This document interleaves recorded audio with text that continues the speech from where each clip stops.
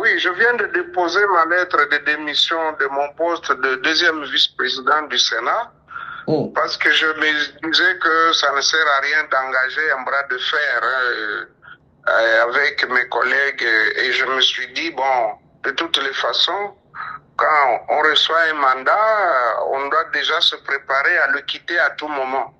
Et donc, comme il y a eu des incompréhensions à la suite de ma déclaration dans la conférence de presse, je croyais avoir été compris en disant qu'il faut beaucoup travailler sur l'homme, sur la mentalité, sur le comportement, pour espérer que le texte soit bien appliqué.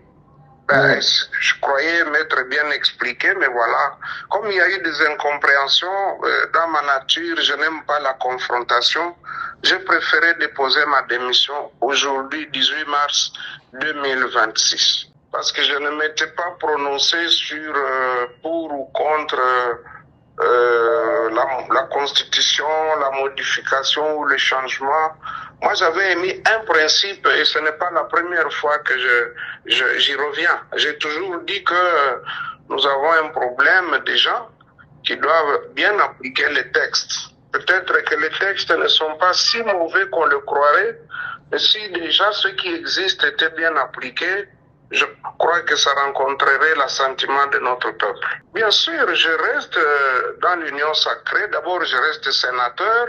Je reste dans l'union sacrée. Je reste loyal au président de la République, Félix Antoine Tshisekedi Tshilombo. Moi, mon parti AFDC, à mon regroupement AFDC-A, deuxième force politique du pays. Mais je vais regretter quel propos. Je vous ai dit que j'ai dit que il faut plus travailler sur la mentalité, le changement de mentalité. Comment puis-je regretter de tels propos?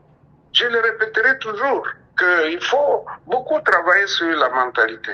Les autres questions, j'avais dit que nous avons un cadre approprié pour en parler, notamment les questions liées à la Constitution. Nous avons l'union sacrée, le président avait déjà dit qu'il mettrait sur pied une commission pour réfléchir sur la question. Et nous, dans une matinée politique à la FIKIN, à la Foire internationale de Kinshasa, nous, AFDC-A, nous étions déjà inscrits dans cette logique. Nous avons dit que nous étions prêts à y participer et apporter d'ailleurs notre réflexion là-dessus. Donc, pour moi, c'est pas un sujet tabou. Pour la FDC, c'est un sujet qui nous intéresse aussi et donc nous entendons participer à ce débat-là.